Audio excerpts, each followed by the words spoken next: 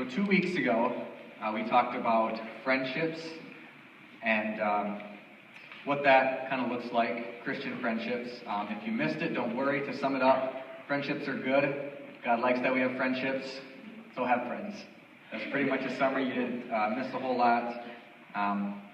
But tonight, we'll be looking at the language of friendship, the love language of friendship. There's this book called The Love Languages, The 5 Love Languages by Gary Chapman. And I've read it before. I've actually read it a few times because sometimes I forget and I need reminders. My wife reminds me because she loves me. But the book mainly deals with loving a spouse. So going through it a second time and reading it to get friendship aspects was very interesting. And I've got a lot to share with you tonight, which is really neat.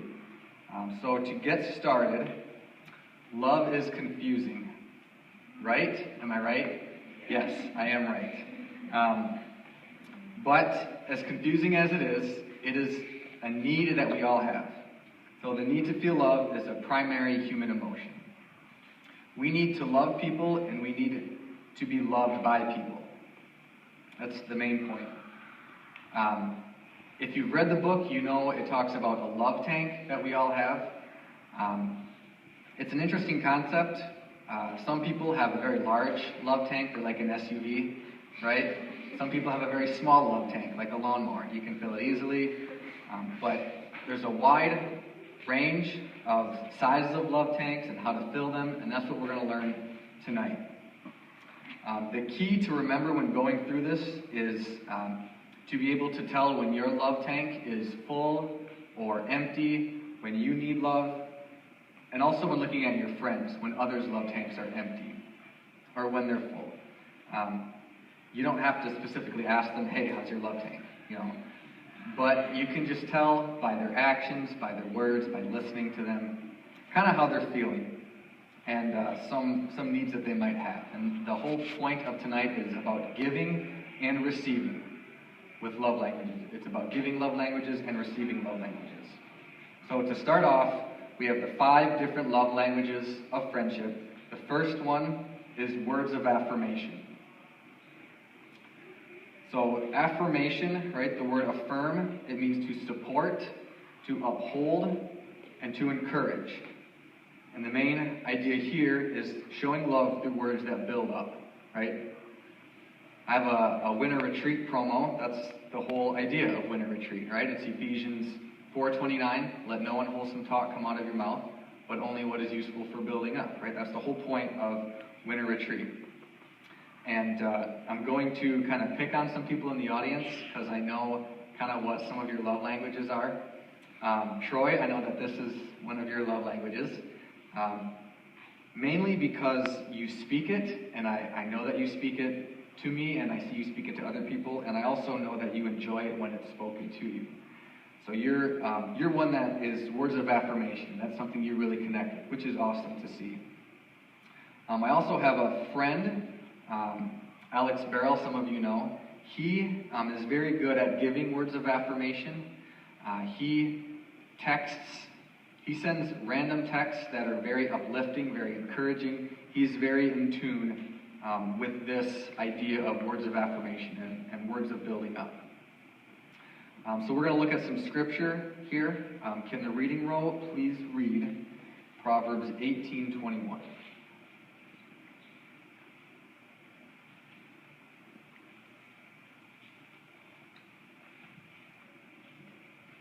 The tongue has the power of life and death, and those who love it will eat its fruit. Right, so that's talking about the tongue, our words, right? Has the power of life and death. You can use your words to uplift someone's spirits, or you can use your words to kill someone's spirits and hurt them. The idea with words of affirmation is to speak encouraging words. Okay, encourage. The word encourage means literally to inspire courage. Okay, to speak these encouraging words, it requires empathy, right? You have to know the person that you're speaking to. You have to feel the pain that they're feeling if they need encouragement in a certain situation. You have to be encouraging with your words and know them and speak that into their life. Okay, there's kind words. Words of affirmation involve kind words. In the reading row, please read Proverbs 12:5.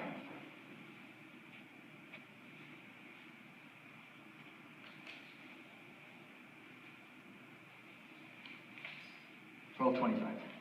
Yeah. An anxious heart weighs a man down, but a kind word cheers him up. Right, so words of affirmation and kind words are meant to cheer each other up, to cheer a friend up. And they have to be spoken in the right tone.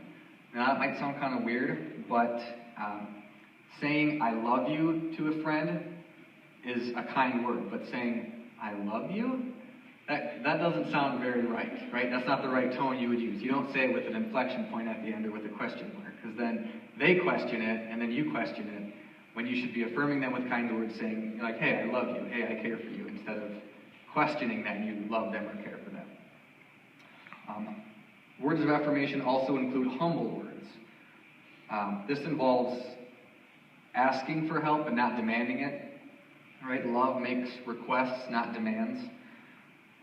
Like saying, I need your help, instead of, help me right now. And that goes back to the tone issue. It's about humble words, using kind words, using encouraging words for words of affirmation. Number 2 is quality time. Quality time involves undivided attention. It's not just being in the same room with someone, it's about interacting with them. Some examples in my life are my dad. He really enjoys quality time, especially in the fall because he's a farmer and he's really busy with crops. But during the winter, he will drive up to Saginaw for no reason, and we'll go out to eat, and we'll just hang out. And he really enjoys quality time. Just, hey, how's work? How's his house? How are the guys? How's your wife? How is work with her? He really enjoys quality time and just interacting. Corey Monroe, I know you like quality time, and I also like quality time. So I really enjoy our quality time playing Mario Kart. Because we can talk, but we can spend time together. And we're in the same room, and we're interacting, and it's fun, and I like that. Another example is my wife, and when I speak about my wife, yes, she is my spouse, yes, she is my wife, but she's also my best friend. So when I mention my wife, I am referring to her in the friendship context and not the love spouse context. But my wife is also big into quality time. If I'm in the basement and I'm watching TV, mainly football, she'll come down and just want to have quality time. So I have to turn the TV off and actually talk to her, which is good that she makes me do that, because it's important to interact and not be in the same room with someone, but not really be in the same room with someone. So when having quality time, it's important that you have focused attention. They are the most important thing at that time. It's important to have quality conversation. It's about focusing on what we're hearing and not what we're about to say, right? So you could be talking to someone, but if you're always thinking about what you're going to say next, you're not hearing what the other person is saying, and you're not having that quality conversation. This means maintaining eye contact, right? It means you're not doing anything else at the same time, right? You're not doing dishes and trying to talk to someone, or you're not putting together a puzzle and trying to talk to someone. Like, it's okay to do other things when you're talking to someone, but to get that quality conversation, you make them the centerpiece of your attention span.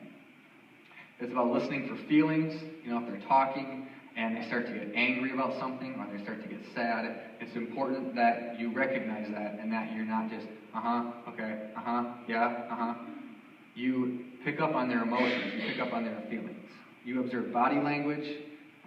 Just like listening for feelings, you kind of see, if they're getting really excited about something, you can join in their excitement. You can observe that through looking at their body language. And also, it's important to refuse to interrupt. I have a big problem with this, and my wife, she'll tell a story, or she'll be telling a story, and then I'll think of something that happened in my day or a story that's similar, and I'll burst right in and say, oh yeah, because this one time this happened to me. And then she'll ask, okay, are you done? Can I finish my story? So it's about quality conversation. We need to learn to talk. It's not about words. Okay, it's about revealing yourself, right? Anyone can say words. Anyone can just talk, but it's about using your words to convey emotion. It's about sharing thoughts and feelings when you talk. And quality time also includes quality activities. So it's not what you're doing, but why you're doing it. And the idea behind that is at least one of you wants to do it, so it requires some sacrifice. And the other person has to be willing to do it, but both of you know why you're doing it, and it's to express love. I talked about my dad having quality time. One of his favorite activities is snowmobiling. So in the winter, when he's kind of off work and has slow time, he'll want to take me snowmobiling. I like snowmobiling, but I don't love it as much as him. I mean, he could go on a 3-weekend trip, or a 3-day trip on the weekend, and just go for hours and have a great time and just, ride for miles. He's wanted to go from Gaylord to Mackinac Island and stay and then come back, which doesn't seem like that long, but on a snowmobile it is. It's a long time. I, on the other hand, I'm good with 1-day trips. After one day, I usually pass out in the truck on the ride home because I'm so tired. And it's a lot of work. But for him, I will do it because he wants that quality time, and I love my dad, and I'll do that with him. Number 3 is receiving gifts. So gifts are a very easy visual symbol of love. Right? You give a gift to someone, it's special. But sometimes these symbols are more important to other people. Some people get really excited for gifts. I can remember my grandma, I think this either is one of her love languages or she's just really good at receiving gifts. But when I was a kid, no matter what I made, my grandma was my number one fan when she received it. Whether it was a coloring book with a purple scribble on it, and I gave it to Grandma. Grandma, I love you. Oh, that's so great. I love it. I'll put it right on the fridge, right? Or high school, I had an art class where I made little clay pots. They were the ugliest things I've ever made. But my grandma still uses them to this day. I went and visited her this weekend. She has it on her little island, and it's got old lady candy in it. Right? It's got the butterscotch things from 2 years ago. Right? It's still in there. She still uses it. She still loves it. Another example of this, Daniel Tubbs is not here, but I'm going to use this example anyway. I believe his mom has this gift. Daniel Tubbs used to be my roommate, and every time he would come home from visiting his parents, which was every weekend, because he worked on the weekends, but he would come home with Walmart bags full of chicken wraps that his mom would make and little lasagna tins that his mom would write notes on, and just food and gifts. And he would receive mail from his parents to our apartment, even though he saw his parents every weekend. They would, hey Daniel, love you, proud of you, stay in school, things like that. But he was always getting gifts from his parents, from his mom. His mom was really good at giving gifts. An example of this, of giving gifts, is found in John 12:3. In the reading roll, please read John 12:3.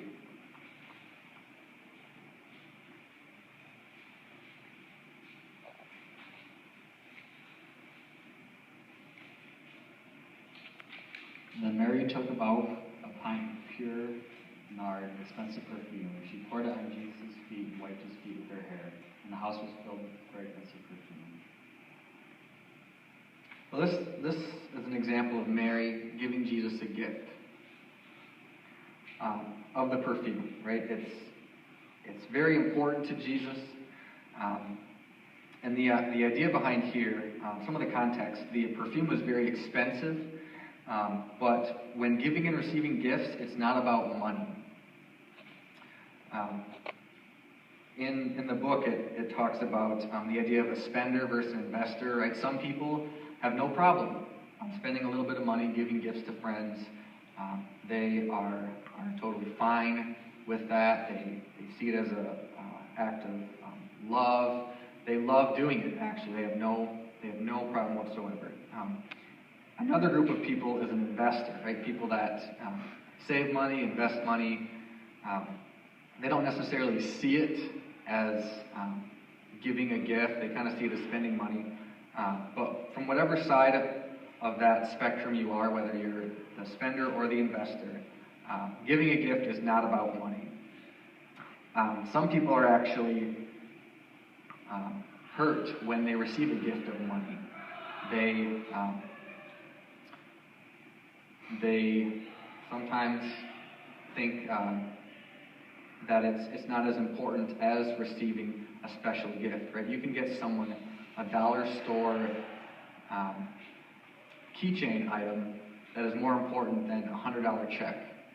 And some of us might think that's crazy, but it's the idea of someone went out, took the time to buy this little gift, and it has personal meaning to it, like maybe it's a little guitar or something, like, hey, this person knows I love music, and they went out and bought this little keychain for me, instead of just giving me a gift of money. So the idea about receiving gifts and giving gifts is it's not about money.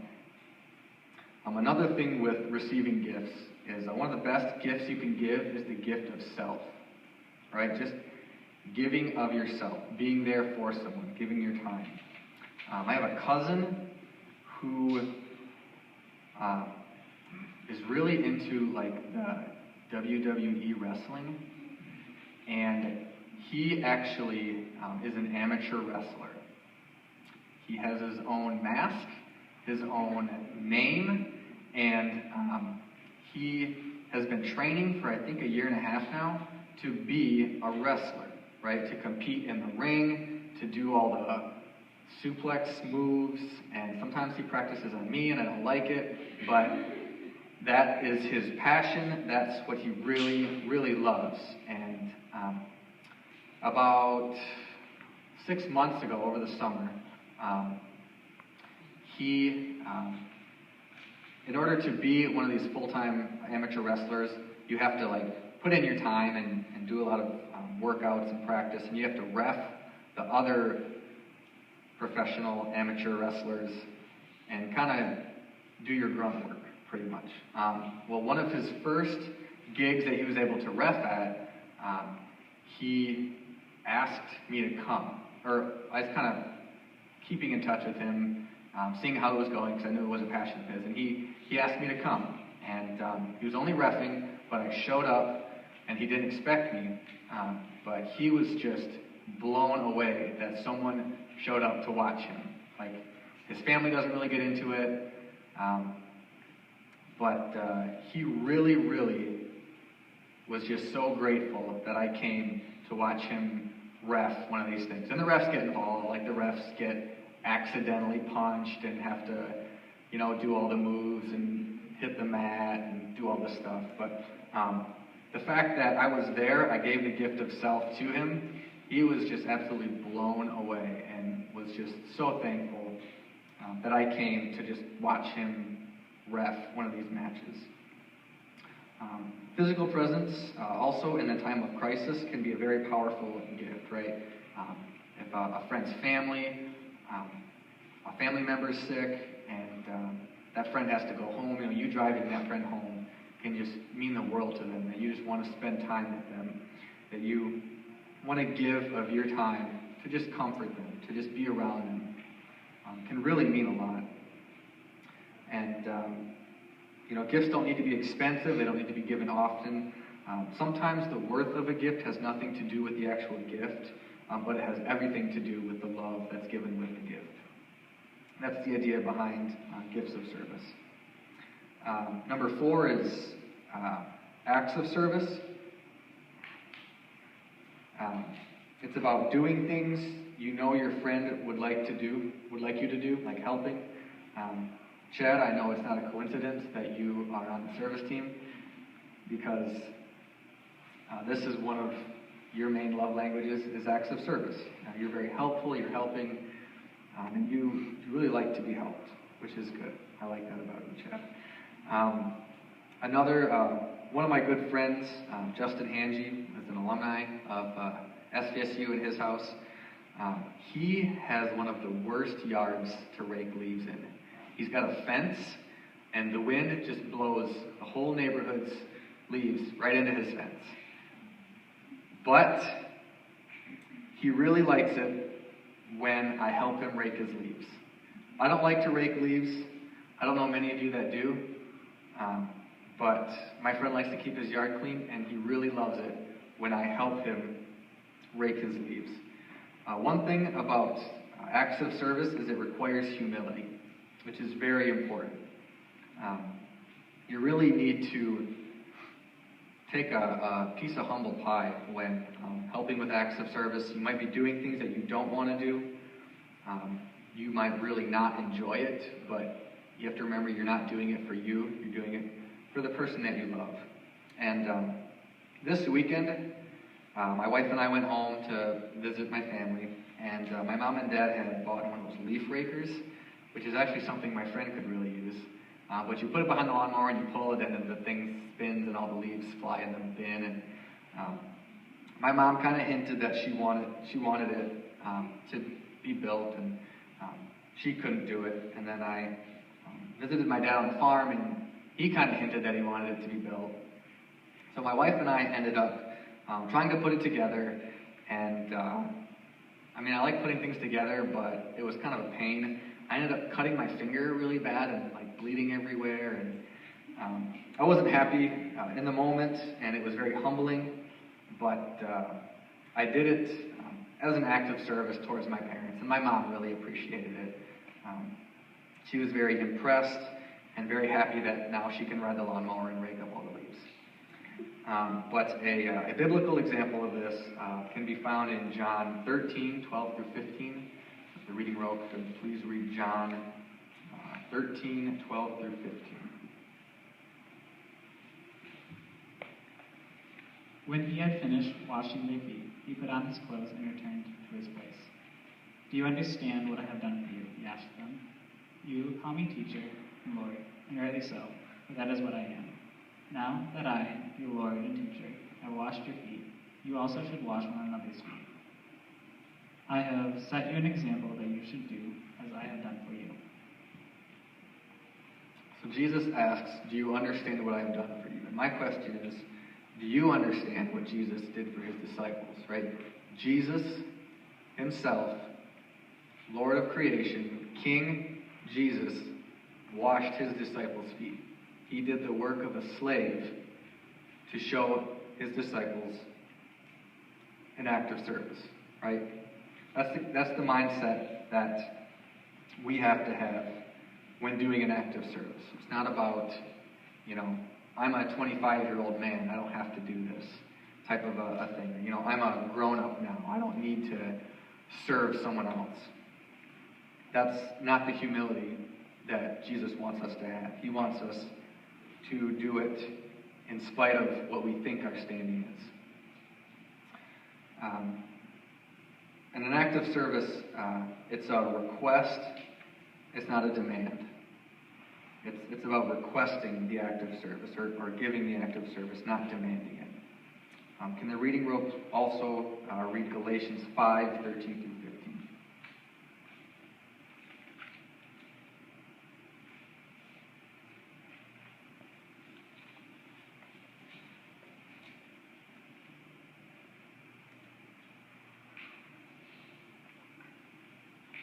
For you were called to freedom, brothers. Only do not use your freedom as an opportunity for the flesh, but through love serve one another. For the whole law is fulfilled in one word: you shall love your neighbor as yourself.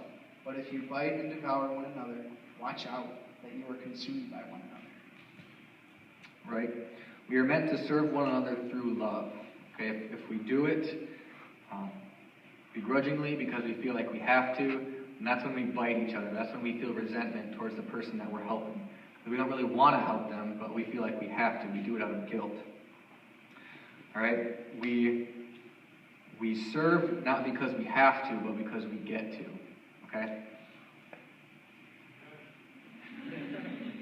Not because we have to, but because we get to. That's the idea with acts of service and the humility aspect of it.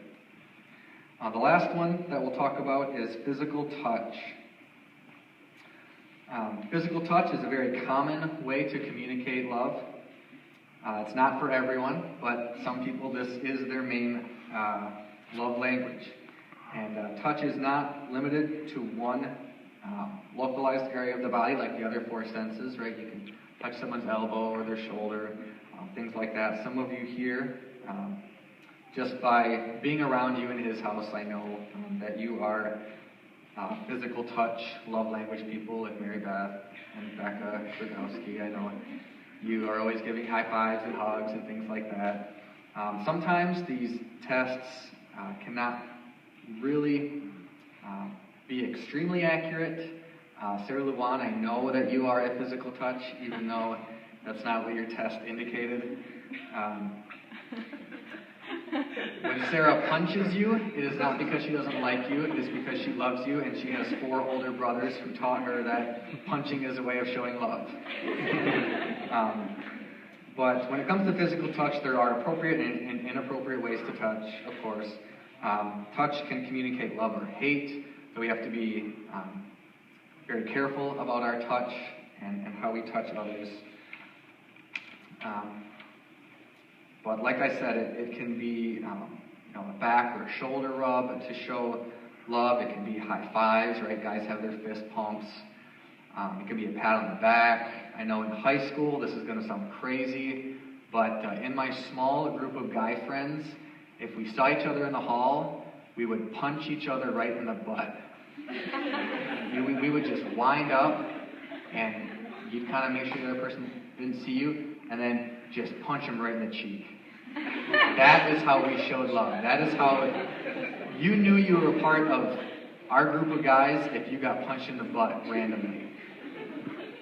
That is how we showed love. And we also did salmon. Okay, some of you know what salmoning is, right? And a person sitting and you go up between their legs, and you, right in between their legs, you just, like a salmon tail, right?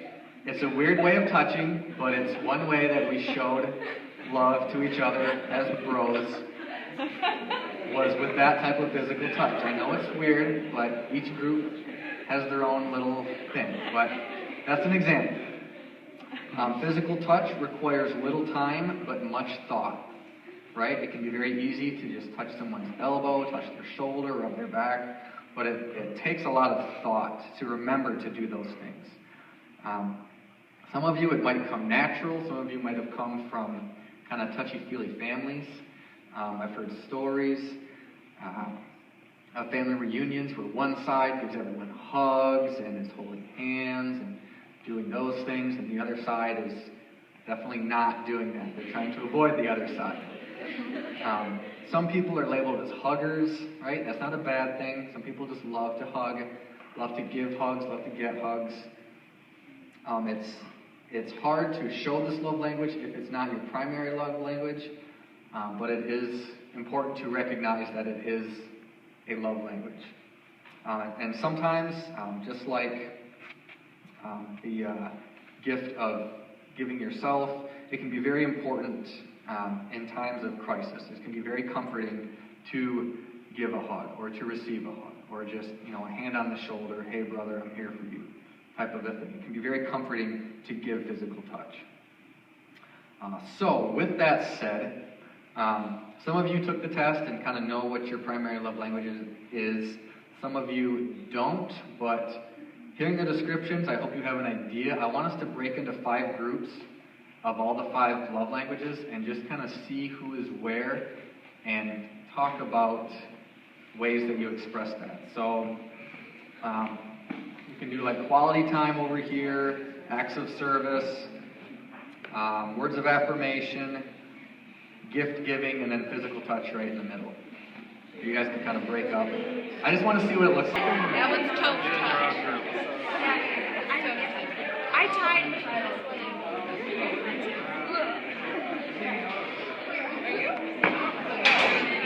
All right. I'm touching touch. Okay, quality time, right? You guys are acts of service? All right. Acts of service. What are Dexter? Words of affirmation. Oh. All right. You guys can communicate.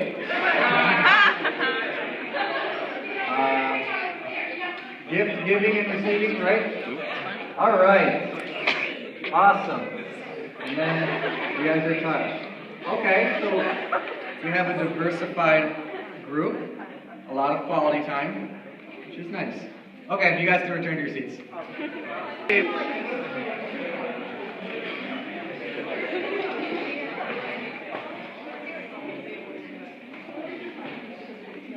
There's a very interesting point that I want to make. I noticed, I'm not picking on you, Brian, but in quality time, Brian said, "Hey, we can't give high fives, we can't give words of affirmation, because we're only quality time." That's one thing that I want to get out of your heads right now, is just because you are one primary language, please do all other 4 languages. I've got a graph, a pie chart, which makes me hungry, but a pie chart of, these are my love languages and how they played out. Now, looking at it, you'll notice I am 0% physical touch. That doesn't mean that you can't give me a hug, okay? That doesn't mean that you can't give me a high five. That doesn't mean any of that. Thank you. It just means that I don't necessarily relate to that one very often. My biggest one was quality time, which is what I like to do a lot with friends. Acts of service. Receiving gifts was low, but you can still get me gifts and things. I will appreciate it, but this is just kind of how I show love the most, is kind of in this percentile range, as I mostly give quality time to friends and then acts of service, and I don't really touch my friends a whole lot, even though sometimes that's what they need, is a hug or a high five or something. Comparing that to my wife's pie chart,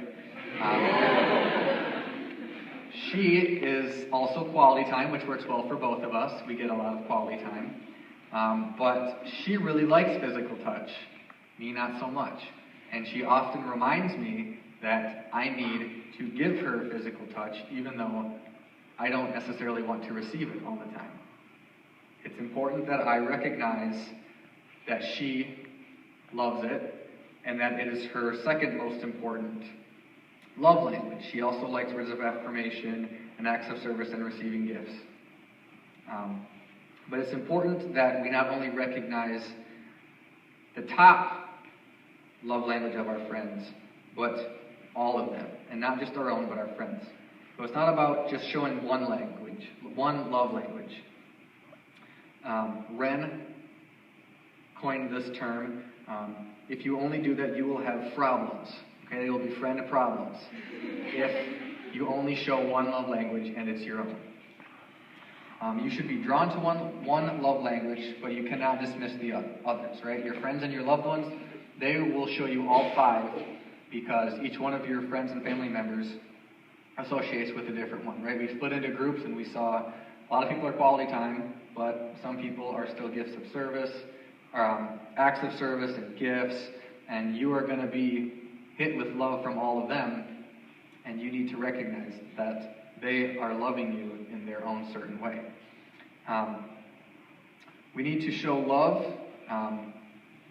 in ways, we tend to show love in ways that we enjoy receiving it. That kind of goes back to my pie chart.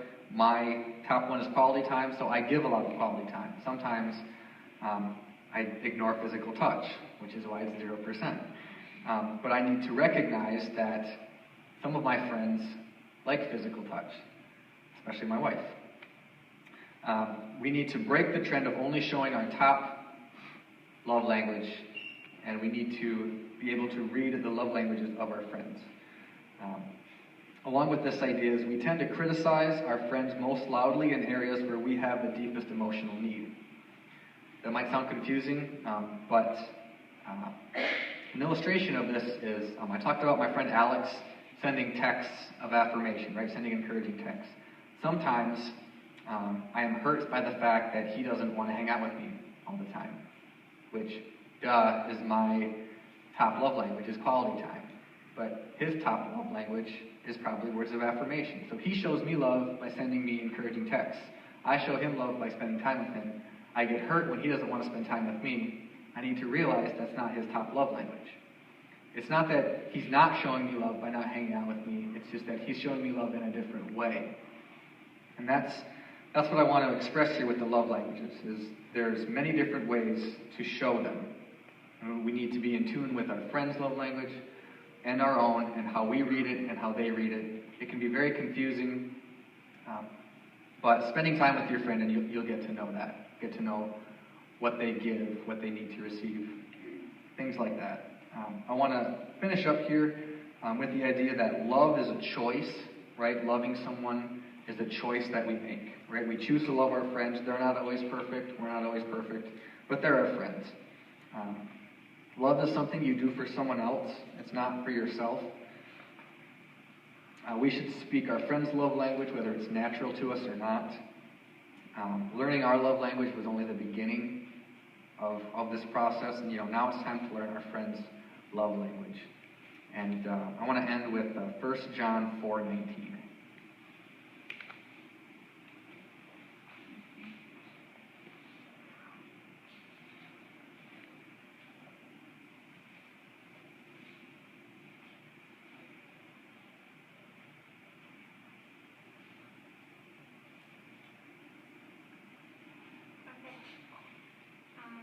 We love because he first loved us. Right? We love. Sorry, I was expecting it to be longer. Nope, that's it. You did good. We love because he first loved us, right? We show love because God first loved us. And that's what I want us to take away from tonight, is to show love languages because God first loved us and showed us how to love. So love your friends.